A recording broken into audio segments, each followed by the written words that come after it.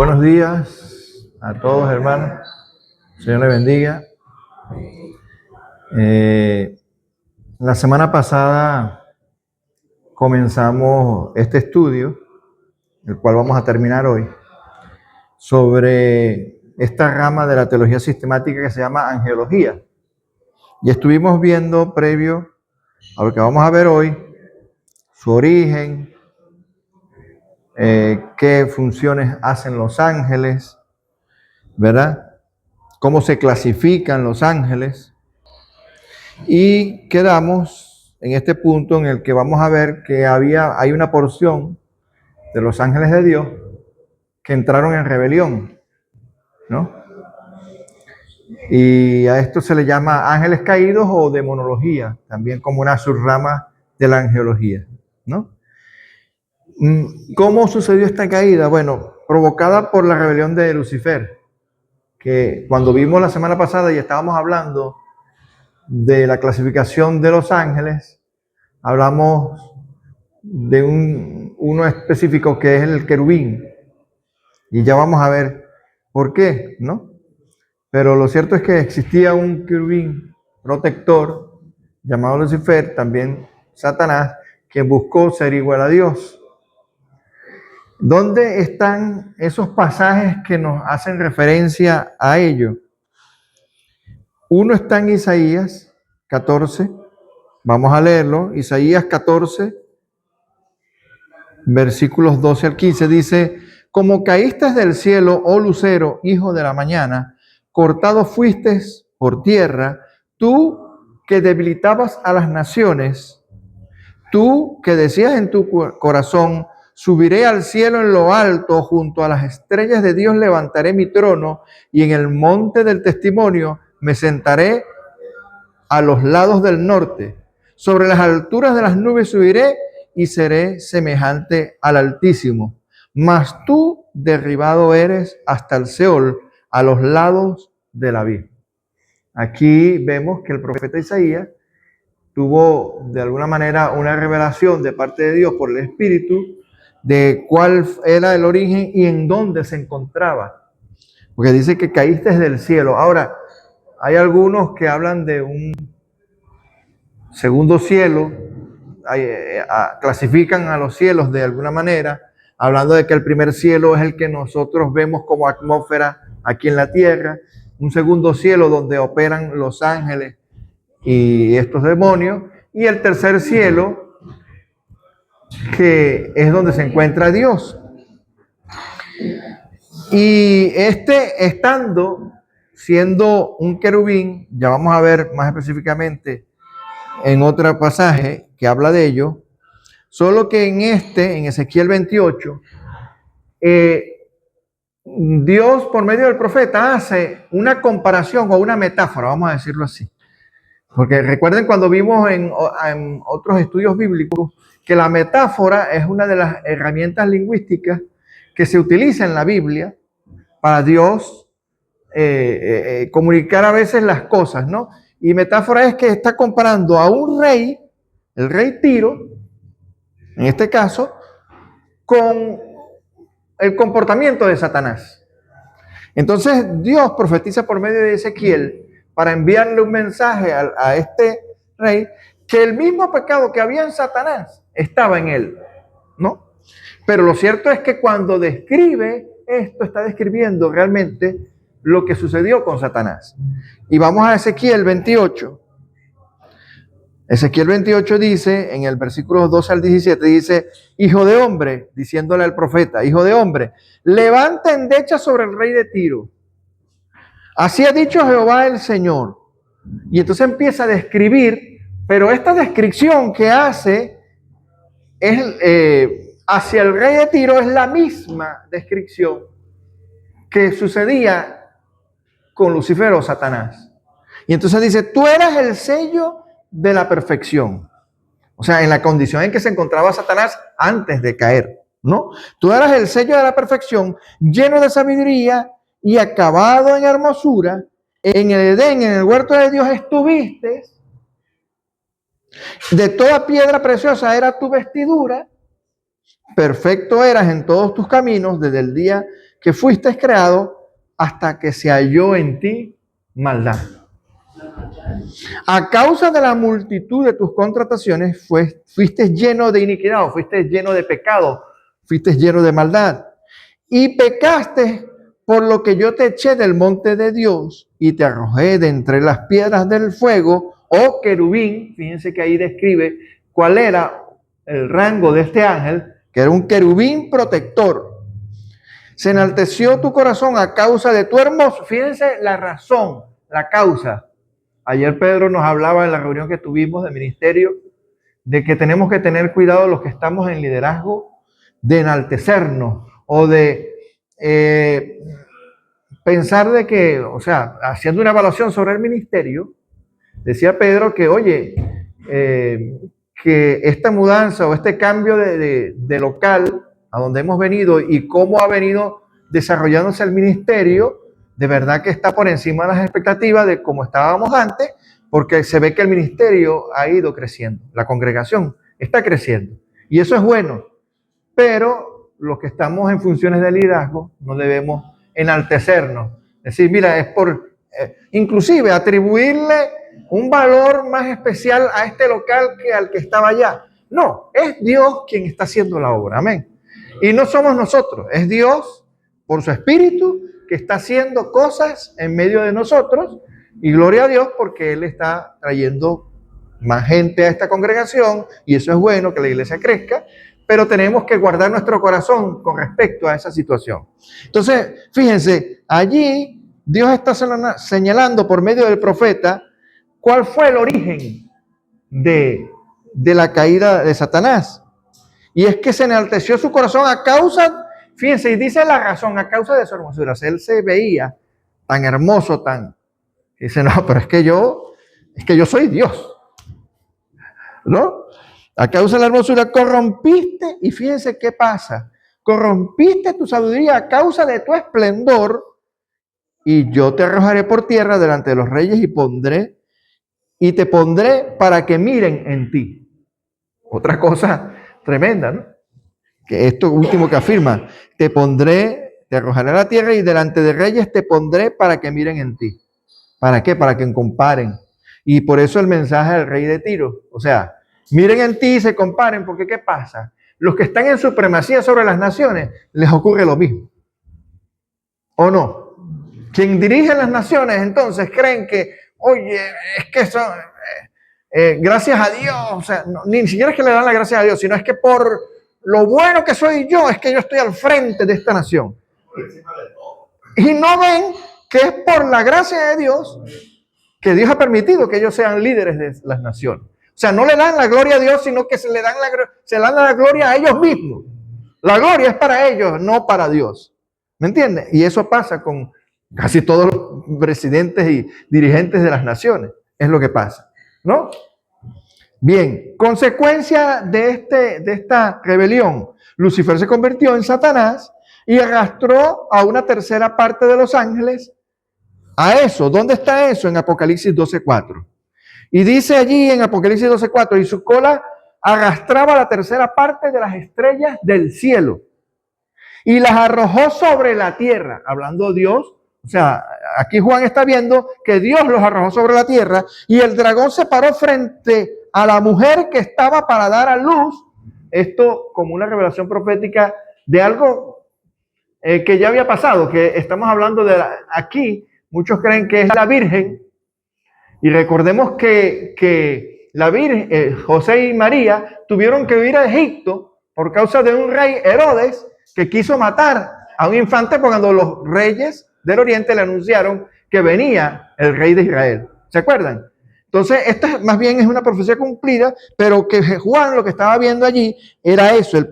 Se paró frente a la mujer que estaba para dar a luz a fin de devorar a su hijo tan pronto como naciese. Pero allí lo importante en ese versículo es ver que con su cola arrastraba la tercera parte. O sea, que no es que estaba solo, sino que había un conjunto de ángeles que estaban junto con él en esta rebelión, ¿no?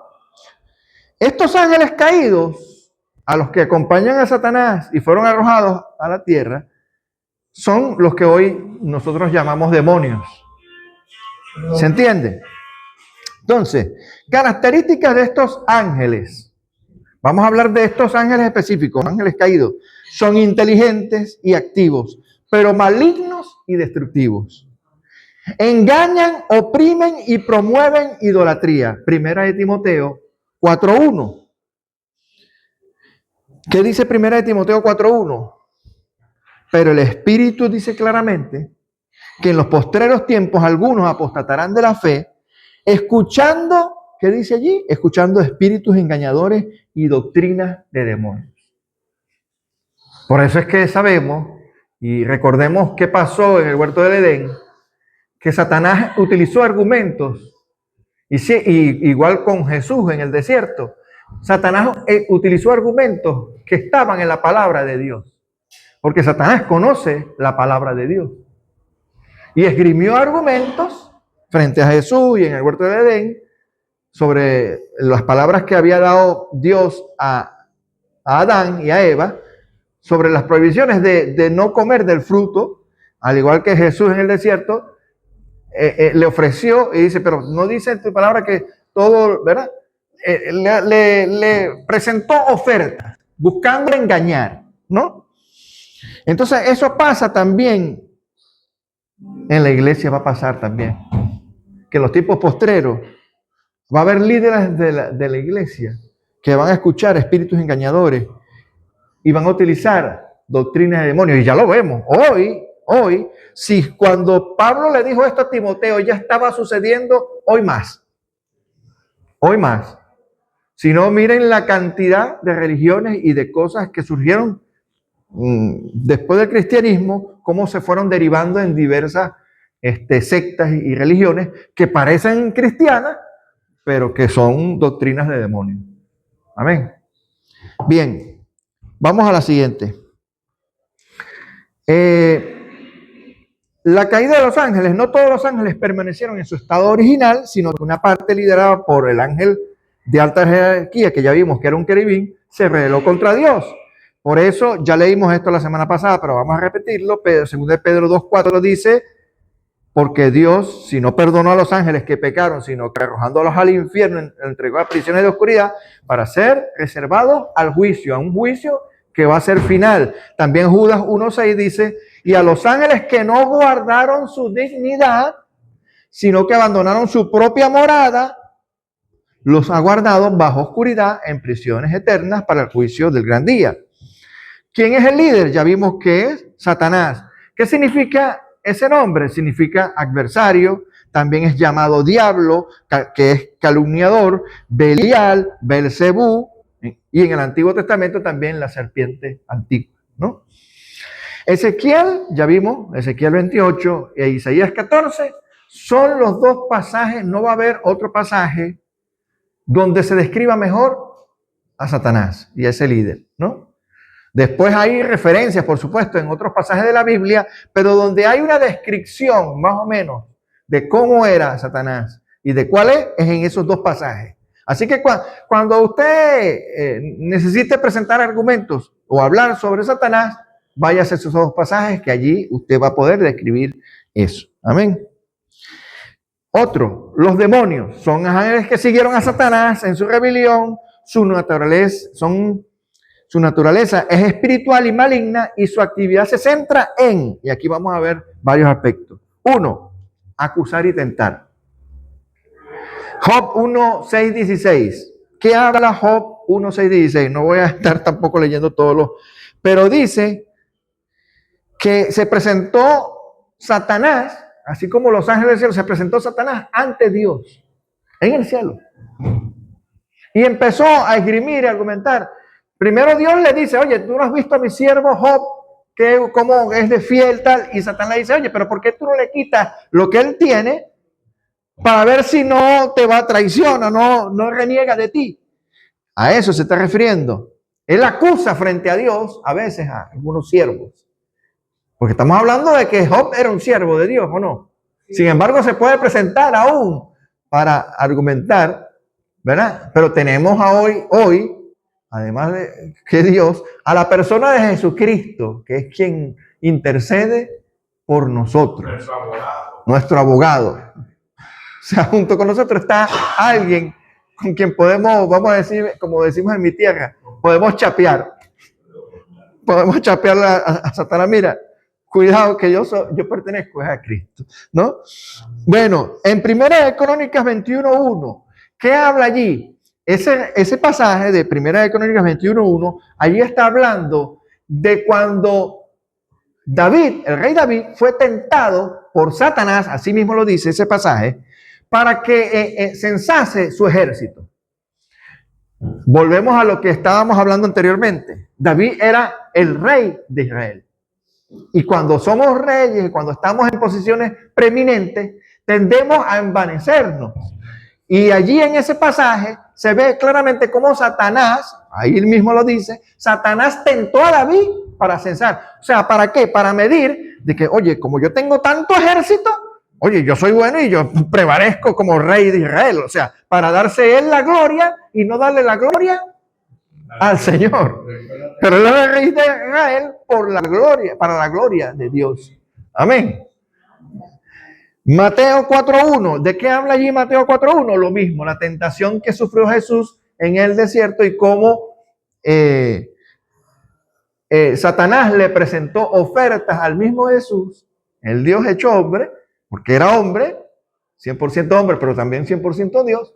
Pero en ese momento que él estaba, después de 40 días de ayuno, oye, estaba en la debilidad humana y sin embargo, él se defendió ante los ataques y los argumentos de Satanás, porque escrito está, siempre decía, porque escrito está, no tentarás a Dios, ¿verdad? Le dijo Jesús, ¿no? ¿Sí? Escrito está, siempre Jesús defendió con la palabra. Amén. Y así debemos hacer nosotros también. Amén. Oponerse a los creyentes y a la obra de Dios. Efesios 6, versículo 12, ¿qué habla allí?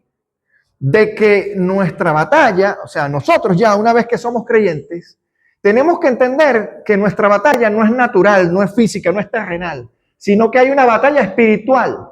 Y entonces Pablo dice allí que nuestra batalla no es contra huestes, no, sino dice, no es contra carne ni sangre, refiriéndose a que no es terrenal, sino que es contra huestes espirituales de maldad, gobernadores de las tinieblas, que habitan en regiones celestes, pero que afectan este plano que cierra este terrenal donde nos hallamos. O sea, hay influencia demoníaca, hay influencia satánica sobre todos los que habitamos en la tierra, tanto creyentes o no, Aquí esto es para todos, pero claro, Pablo aquí está haciendo la advertencia a los creyentes de la iglesia de Éfeso, ¿no?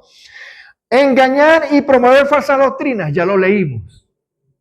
1 Timoteo 4:1, que es que en los tiempos postreros vendrán, apostatarán de la fe. ¿Quiénes? Aquellos que presten oído a espíritus engañadores y a doctrinas de demonios, ¿no? O sea, para engañar y promover falsas doctrinas, ¿no? Otra cosa, oprimir y poseer. Esto sí es tremendo. Oprimir y poseer. En los evangelios se muestran numerosos casos de posesión demoníaca. La semana pasada hablamos un poco sobre esto, ¿no? Inclusive se hizo una pregunta relacionada con esta que me hizo el hermano José. Entonces, posesión demoníaca, donde un demonio toma el control temporal del cuerpo y o mente de una persona. Marcos 5, del 1 al 20, habla del endemoniado de Gadareno.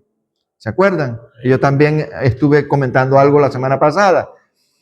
Y es que este endemoniado, cuando vio a Jesús, se manifestaron unos demonios en esta persona. Esta persona tenía un poder tal que ni siquiera podían amarrarlo. Era un loco que vivía en medio de los sepulcros, o sea, en un cementerio, vamos a decirlo así. Y tenía una fuerza tal que aun cuando lo sujetaban con cadenas, él rompía las cadenas. Ahí se ve otro, aparte de oprimir y poseer, esto cuando se manifiestan o poseen a una persona, le dan pueden tener una gran fuerza, un gran poder, que no es naturalmente explicable, ¿no? Se manifiesta en la persona poseída. Y pueden obtener una fuerza que no es natural del propio individuo, sino que proviene de estos demonios que están tomando posesión sobre el individuo. ¿No? Una legión. En este caso, cuando Jesús le pregunta, habla de una legión, o sea que no estamos hablando de un solo demonio. Y una legión, algunos estudiosos dicen que una legión, eso es equivalente a lo que era la legión romana, estaba en el orden entre 5.000, 6.000, es lo que he oído, pero yo eso no me consta. Pero lo cierto es que es un número, o sea, es aporta de que da la connotación de que es algo numeroso. No estamos hablando de un demonio, sino que eran muchos demonios que estaban habitando en este individuo gadareno, ¿no? Y lo cierto es que oprimía a este hombre. ¿Qué pasó una vez que Jesús lo libera? Este hombre quería seguir a Jesús, ¿o no?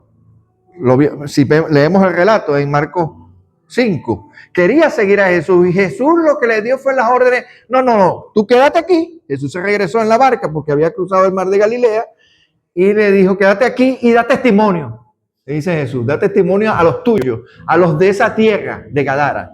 ¿Sí? Oye, porque ¿quiénes más que sus propios vecinos conocían que este hombre estaba perdido? Imagínate, después ver a este hombre transformado, liberado de demonios. Oye, eso era un tremendo testimonio, ¿no? Amén. Destino final. Tanto Satanás como sus demonios tienen un destino eterno de castigo en el lago de fuego preparado para ellos. ¿Dónde está eso? En Apocalipsis 20:10 y en Mateo 25:41, que Jesús hace la referencia a este destino final. El futuro de los ángeles. Vamos a ver ahora el futuro de los ángeles. O el ministerio de los ángeles hacia Cristo. Primero, anunciaron su nacimiento. Sabemos por los evangelios, Lucas 1, 26 al 38, y también en Lucas 2, del 13 al 14, que hubo un ángel que hizo acto de presencia frente a María y le dijo que iba a dar a luz del Espíritu Santo, que el Espíritu Santo iba a engendrar en ella y que el ser que venía en ella iba a ser llamado Hijo de Dios, ¿no? Le sirvieron tras la tentación. También hemos visto eso, Mateo 4, desde el 1 hasta el 11. Pero en el versículo 11, luego que Jesús vence las tentaciones o las ofertas de Satanás, dice que vino un ángel y le fortaleció. Eso es lo que está contenido en Mateo 4, 11. También le fortalecieron en Getsemaní, en ese momento previo a la crucifixión. Jesús está orando en el huerto de Getsemaní, está en un diálogo con el Padre, dice, oye, si es posible, pasa de mí esta copa, pero no se cumpla mi voluntad, sino tu voluntad, ¿no? Y luego de esa lucha que tuvo con el Padre allí en oración, pues dice también allí que en Getsemaní aparecieron ángeles y le fortalecieron y lo consolaron y lo fortalecieron. También hubieron ángeles que anunciaron su resurrección. Y vemos que cuando hubo la resurrección, lo primero que sucede en la resurrección es que aparecen unos ángeles dando testimonio a los primeros que se aparecieron en la tumba de Jesús, que fueron las mujeres y luego Pedro, ¿verdad? Se aparecieron también unos ángeles que le preguntan, ¿a quién buscáis? Si el que está aquí ya no está, ha resucitado. O sea, hubieron unos ángeles que anunciaron la resurrección de Jesús. Y también estarán en su segunda venida, Mateo 25:31. ¿Por qué? Aquí en Mateo 25:31 lo que está haciendo referencia es que estos ángeles son los que van a recoger a los escogidos. Por el Espíritu de Dios, pero los ángeles son los que van a venir a recoger a los escogidos, a la iglesia. Ese es el papel de los ángeles en la segunda venida de Jesús. Estamos hablando de ese rol, de ese papel. Destino final de los ángeles. Pues los ángeles fieles servirán eternamente a Dios y al Cordero, y los ángeles caídos serán arrojados al lago de fuego preparado para ellos. Las referencias bíblicas ya están ahí colocadas. Apocalipsis 5, del 11 al 14, habla de los ángeles fieles. Y en Mateo 25:41 y Apocalipsis 20:10 habla de cuál es el destino final de los ángeles caídos. Los ángeles, ahora el rol de los ángeles, pero no con Jesús, sino con los creyentes. Primero, no deben ser adorados. Ojo, no deben ser adorados. Lo dice la misma escritura, ¿o no? Resulta que sobre todo voy a hacer referencia a Apocalipsis 22. Apocalipsis 22, vamos a leerlo. Déjame buscar aquí. Apocalipsis 22. 8 al 9 dice: yo, Juan, soy el que oyó y vio estas cosas, todo lo que él describió previamente.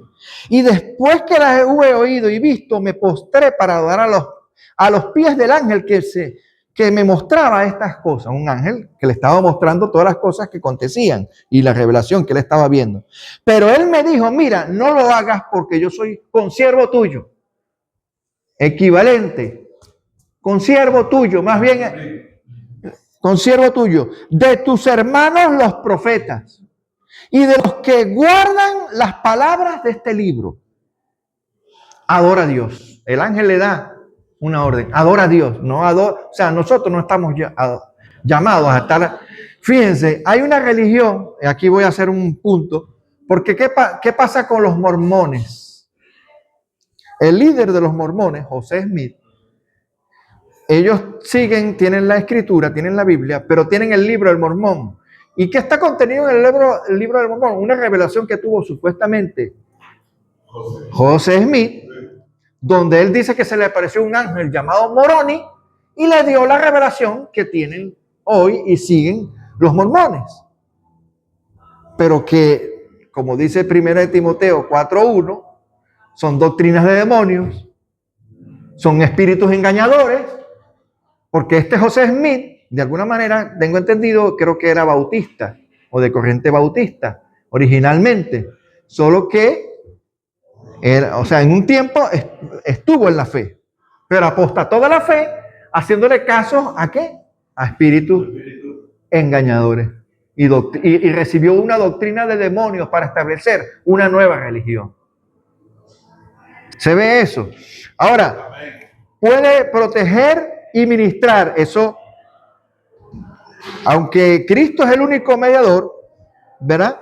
Pero también leímos en Hebreos que son espíritus, los ángeles, espíritus que ministran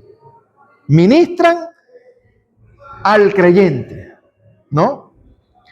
Y su presencia, otra cosa que tenemos que ver cuando analizamos o pensamos en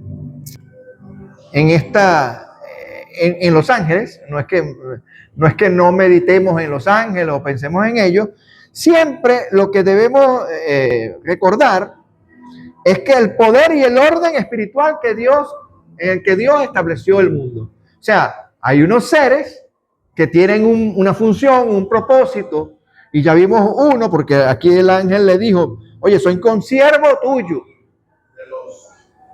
Y para ministrar y para guiar y para traer mensajes. O sea, ellos tienen una función, pero son consiervos, o sea, equiparándose a nosotros. O sea, no está en una jerarquía superior a nosotros, sino que son consiervos. Eso es lo que sí, refiriéndose a ese término, ¿no? Entonces vemos eso. Otra cosa ahora, recordando, si no es comparable, pero fíjense, en estos días, por ejemplo, en nuestra nación, fue exaltado a los altares, como llaman la Iglesia Católica, un médico que se le declaró beato por muchos años, José Gregorio Hernández, y se estableció que se le exaltó a nivel de santo. En una mala comprensión de la Iglesia Católica de lo que significa el santo o la santidad. Toda la iglesia, todos los creyentes en el mundo, todos los que pertenecen a la iglesia de Jesucristo en el mundo, son los santos de Dios. Los que pertenecen a Cristo. Los que pertenecen a Cristo. Amén. Pero no, entonces, igual, dando exaltación a algunos por encima de otros. Inclusive, este señor José Gregorio Hernández, porque a veces han sido, por ejemplo, algunas monjas o algunos hombres piadosos de la iglesia que han sido declarados santos, pero este era vamos a decir así, un secular, una persona que ni siquiera se sabe si era creyente. Y sin embargo, ha sido exaltado a una posición de santo, ¿no? Un error de la Iglesia Católica en proclamar a alguien por encima de los creyentes, para que haya también, al igual que como estamos viendo aquí, que la gente adore a estas personas, a estos santos, más que a Dios, o dándole una posición de importancia, de relevancia, al igual que debemos tener cuidado de adorar a ángeles o de tener a ángeles como en posiciones de supremacía. Amén. Bien. Hay un tipo de cosas, porque el problema está en que dice consiervo. Es que son consiervos porque somos siervos de ellos y nosotros del Dios. Entonces eso viene que la Iglesia Católica se ha querido poner como representante que después de Dios sigue el Papa. Entonces, como Jesucristo es el único, que después de Dios es Jesucristo, ellos hacen lo mismo que hace Jesús, que lo que siguen a Jesús son los santos. Entonces, el que sigue al Papa, él tiene la potestad que se la ha dado el mismo, de poner santo, y por eso santifica a todo el mundo. Amén. Ahora, retomemos aquí. Pueden proteger y ministrar, pero 1 Timoteo 2:5 lo que dice es que hay un único intercesor entre Dios y los hombres, que es Jesucristo, hombre. Punto. No hay otro intercesor. ¿Qué pasa? La Iglesia Católica tiene, un conjunto, un corral de intercesores entre Dios y los hombres, que son el Papa, los santos, un gentío, ¿no? María, la misma María, ¿no? Bien, vamos ahora a las aplicaciones doctrinales y prácticas de esto que hemos visto hasta ahora. Primero, reafirma la soberanía de Dios sobre el universo visible e invisible. O sea, no hay otro soberano sobre el universo sino Dios. O sea, los ángeles tienen una función que, vamos a decirlo así, que en comparación con nosotros quizás tienen cierto poderío, tienen cierta sabiduría, inclusive un poco más que quizás que los hombres, porque son seres inteligentes. Inclusive el término demonio, una de sus de la connotación o el significado del término, ahora no tengo ¿cómo se dice? ¿No? Pero el origen de la palabra demonio significa ser inteligente. O sea, como un ente o un ser inteligente. O sea, conoce de antemano muchas cosas y por supuesto al tener conocimiento, pues aplica esa sabiduría sobre los que a veces son ignorantes en algunas cosas, ¿no? Ahora, reafirma la soberanía de Dios. 2, motiva a la adoración reverente, a contemplar la gloria y la obediencia de los ángeles. O sea, que nosotros más bien deberíamos ver a los ángeles en la forma en que ellos adoran a Dios, que nosotros de la misma manera que los ángeles adoran a Dios, nosotros también debemos adorar a Dios. Porque eso es lo que aparece y describe Apocalipsis, por ejemplo. Cuando ves Juan en las visiones descritas en Apocalipsis, dice que los ángeles estaban todo el tiempo diciendo, santo, santo, santo es el Señor. O sea, a eso se refiere, ¿no? Nos motiva a nosotros como creyentes a una adoración reverente y permanente, a que nosotros debemos estar siempre adorando, así como están los ángeles adorando al Señor, nosotros también nos motiva a eso. También nos inspira confianza. ¿Por qué? Porque Dios envía ángeles para proteger y guiar. Ahí lo dice, el Salmo 91:11, dice que Él enviará a sus ángeles, ¿no? Hay un salmo que describe esa función de los ángeles con respecto a nosotros. Por eso el ángel en Apocalipsis, cuando le dice a Juan, dice, mira, yo soy consiervo tuyo. O sea, estamos en el mismo plano, vamos a decirlo así. Simplemente que ha sido enviado ¿para qué? Para traer mensaje, para consolar, para proteger, ¿no? Entonces eso al creyente nos debe inspirar confianza. Otro punto, advierte del engaño espiritual, a discernir. Fíjense, ¿por qué? Porque en el pasado muchos ángeles fueron a la presencia de algunos profetas para definir una visión, para definir el significado de una visión o a transmitir una visión. Entonces, ¿para qué? Para discernir entre la verdad bíblica y el falso misticismo.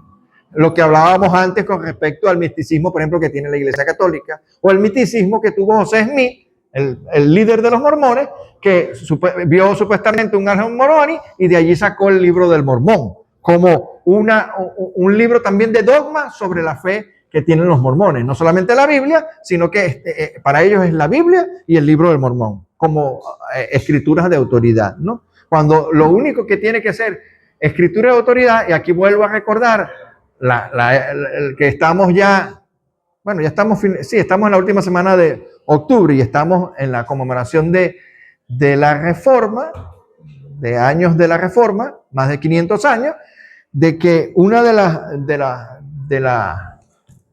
de lo que promovió la Reforma fue que la sola escritura era lo que tenía autoridad, no un hombre atribuido al Papa en ese tiempo, que fue la división que produjo la Reforma protestante, ¿no?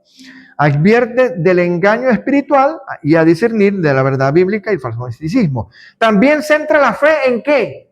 Aquí volvemos a lo que yo hice el comentario anterior, lo que dice Pablo a Timoteo, que hay un solo intercesor entre Dios y los hombres, Jesucristo, hombre. Amén. ¿Cuáles fueron las principales fuentes teológicas que utilicé para esto? Bueno, hay escritos, por supuesto la Biblia, pero también hay teólogos clásicos de los cuales han hablado sobre esta doctrina. Uno es Tomás de Aquino, Juan Calvino, Agustín de Hipona, que fue arzobispo en la Ciudad de Dios. Ciudad de Dios es el libro, y los tomos o los libros 8 y 12. Carlos Bach, Dogmática Eclesiástica. Lewis Sperry Chafer, Teología Sistemática, está en inglés, pero también ha sido traducido al español. Wayne Grudem, que yo se los he mencionado mucho, de donde he tomado mucho de lo que yo expongo aquí en las clases. He tomado mucho de él, de su libro. Y Millard Erickson, pero hay mucha literatura, ¿no? Pero estos, por decir, teólogos clásicos de los cuales yo he tomado fuentes, porque a veces se preguntarán, oye, ¿de dónde Manuel saca todas estas cosas? Pues aquí les presento de dónde estoy sacando yo mis citas y algunos comentarios, ¿no? Ahora, un esquema visual o un resumen teológico o mapa de angelología. Fíjense, ahí aparece, esto es algo que han hecho teólogos, y simplemente lo que hace es que describe cómo Dios crea a los ángeles. Hay una categoría de ángeles fieles, ya vimos que habían arcángeles como Miguel, ¿verdad? Querubines, que es el que se le atribuye a Satanás, serafines, ángeles comunes o mensajeros, y están los ángeles caídos, que por supuesto están como Satanás, y los demonios, que son también, los demonios de alguna manera tienen ciertas categorías, porque Pablo, cuando habla ahí en Efesios, dice que hay huestes espirituales de maldad, gobernadores de las tinieblas y principados y potestades. O sea, hay como cierta clasificación también de los ángeles caídos. No solamente de los ángeles fieles, sino de los ángeles caídos. La función de los ángeles fieles: adorar, servir, proteger. Destino final: los ángeles fieles a la eternidad con Dios y los caídos al lago de fuego. Esto es como un esquema rápido para visualizar este resumen de angelología, ¿no? Ahora vamos a las conclusiones y con esto vamos a terminar. La angelología entonces revela que los ángeles son creaciones espirituales de Dios, al servicio de Dios. ¿Instrumentos de qué? De justicia, de misericordia y poder. Aunque poseen gran majestad, no sustituyen a Cristo. Eso es importante que lo tengamos presente. Por lo que le dije antes, fíjense lo que pasó con José Smith, que le atribuyó más importancia a un ángel moroni que se le apareció que a Jesucristo, ¿no? Entonces tenemos que tener claro que ningún ángel va a sustituir a Cristo. Cristo es la cabeza de la iglesia. Punto. Amén. El único mediador entre Dios y los hombres. La angelología no es una doctrina secundaria o meramente especulativa. Su estudio es crucial. ¿Qué es lo primero que exalta? Es esto, la soberanía de Dios. Muestra a un Dios que crea y gobierna sobre todas las criaturas. No hay otro Dios, hay un solo Dios. Visibles e invisibles. Para darnos a entender que es en este plano terrenal y también en planos espirituales que, aunque el hombre a lo mejor no conoce, pero que tenemos que tener convicción de que existe. Existe un mundo espiritual. O sea, nosotros no podemos negarnos a eso. Tenemos que tenerlo presente. Amén. Y explica el origen del mal. Ya lo vimos. ¿De dónde viene el mal? De esta rebelión de Satanás y esos ángeles, ¿no? La caída angelical proporciona una respuesta al problema del mal moral en un universo creado por un Dios bueno. Provee una cosmovisión completa, ayuda al creyente a entender la naturaleza de la realidad espiritual que lo rodea y la batalla en la que está inmerso. Esto es importante. Porque aunque nosotros nos movemos en un plano terrenal y no podemos ver ese plano espiritual, pero no podemos desatender que nuestros conflictos, muchos de nuestros conflictos como seres humanos, tienen un origen espiritual y no terrenal. Y no lo vemos. Y a veces nosotros como creyentes aún caemos y no entendemos, oye, y que debemos luchar estas batallas espirituales. ¿Qué nos dice la Biblia? Por ejemplo, cuando lo que pasó con Daniel que hablamos la semana pasada. Oye, que Daniel estaba orando y tuvo una visión. Y el ángel le dijo, mira, antes de llegar aquí, desde el primer momento que comenzaste a orar, nosotros allá en el cielo ya, y Dios nos mandó a... Pero hubo una batalla espiritual. Entonces, ¿qué nos invita a eso? A que nosotros nos debemos dejar de orar. ¿Se ve eso, mi hermano? ¿Ve la importancia del orar? Porque hay una batalla espiritual. Y muchas de las cosas que a veces enfrentamos tienen su origen en lo espiritual. Entonces, es importante porque nos amplía la cosmovisión de que hay cosas espirituales que están influyendo en nuestras cosas. Y no solamente en nosotros, sino en el mundo. En el mundo que no conoce a Dios, está influyéndose. Ahí es donde más opera, ¿no? Porque dice que es el príncipe de este mundo. Dice la Escritura, el príncipe de este mundo. Satanás. Ofrece consuelo y seguridad. La verdad de que millones de seres poderosos sirven a Dios para el bien de los redimidos es un poderoso recordatorio del cuidado divino. O sea, Dios sí tiene cuidado de nosotros. Y tiene unos seres espirituales que también están al cuidado de nosotros.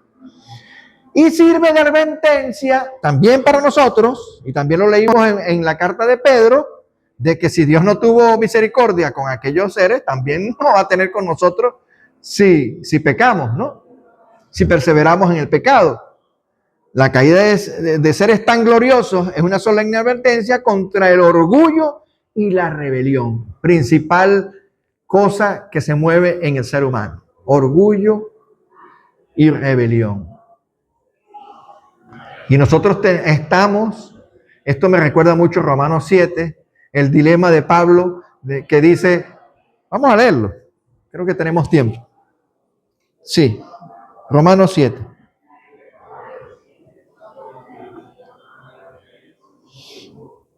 Porque aun cuando hemos sido redimidos, tenemos una naturaleza, por eso él habla de que no... Romanos capítulo 7.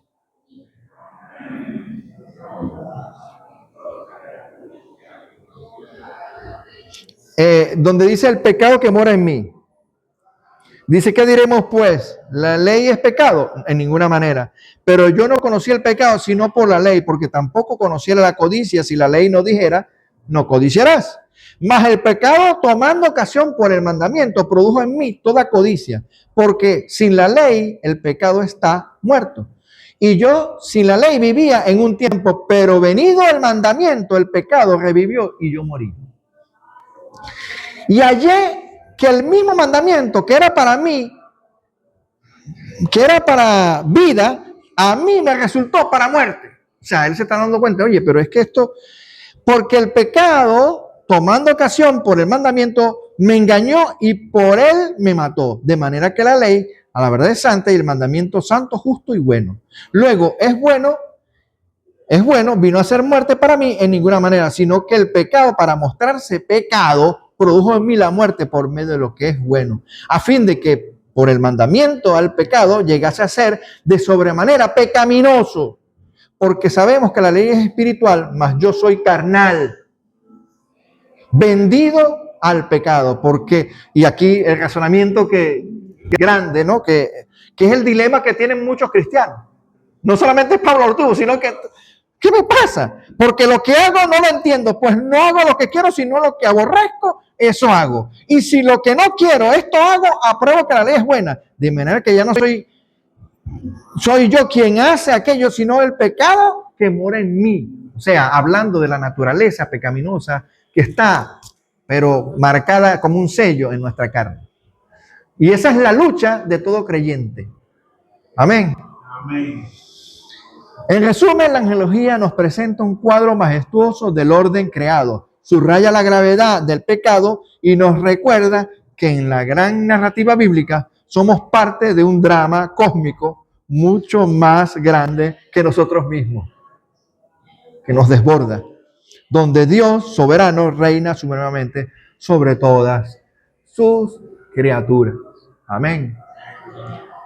Bueno, mis hermanos, hasta aquí esta enseñanza. Por supuesto que esto es algo que es muy breve. Todas estas enseñanzas que estoy dando son, bueno, una materia, esto en una materia en un instituto teológico es una materia de un semestre. Yo lo que estoy haciendo son resúmenes. Estoy mostrando esto muy brevemente, pero es para que tengamos conocimiento un poquito práctico de cada uno de estos temas. Amén.